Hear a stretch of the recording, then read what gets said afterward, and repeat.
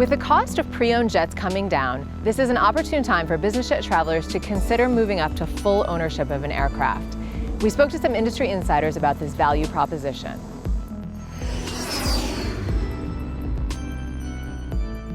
Owning an aircraft is not for everybody. It really depends on how much use you have for an airplane.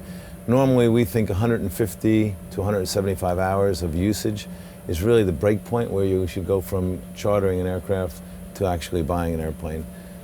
If you actually have 200 hours of use, you really want the flexibility to be able to have an airplane at your beck and call. We see people who have had some experience with aircraft, either through charter, but primarily maybe say through a fractional share or a jet club of some sort. The worst thing that can happen when you're buying an aircraft for the first time, and it happens quite frequently, is that they say, my friend told me that they have such and such an airplane and it's a great airplane and I should buy one.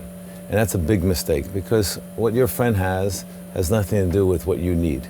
So you really need to be educated on which airplanes fit your profile. You want to know how much you want to spend, how far you want to go, how many people you have to carry, and really how old of an airplane you are willing to own.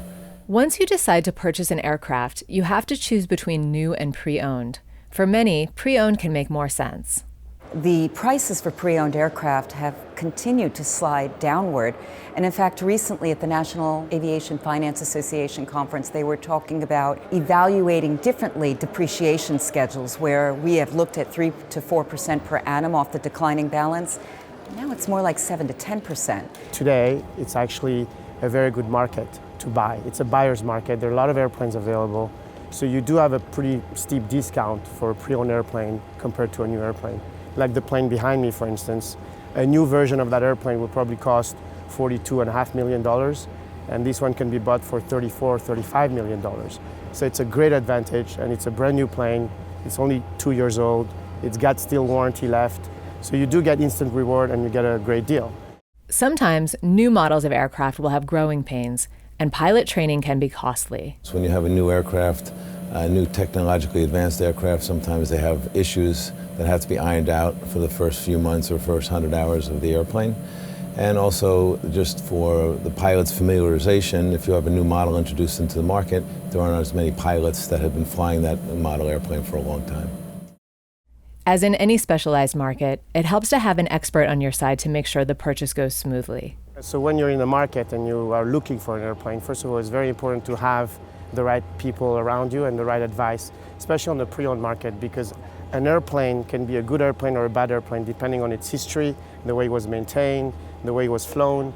So a small mistake can cost you a lot of money. So you do have to be diligent, and you do have to hire professionals to help you around finding the right airplane.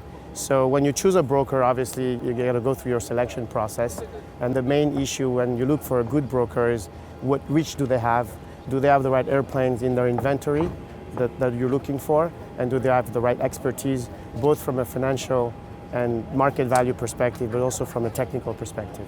You get a better choice of different models of different airplanes that are around the world. Obviously, if you're just calling a manufacturer, they want to sell you just their brand, even if it's in the pre-owned market. But if you really want to know how one airplane compares to another, a broker has a wider net that's covering different models and different airplanes of the same model, and usually they can measure one against the other to see how you can find the best value in the best airplane.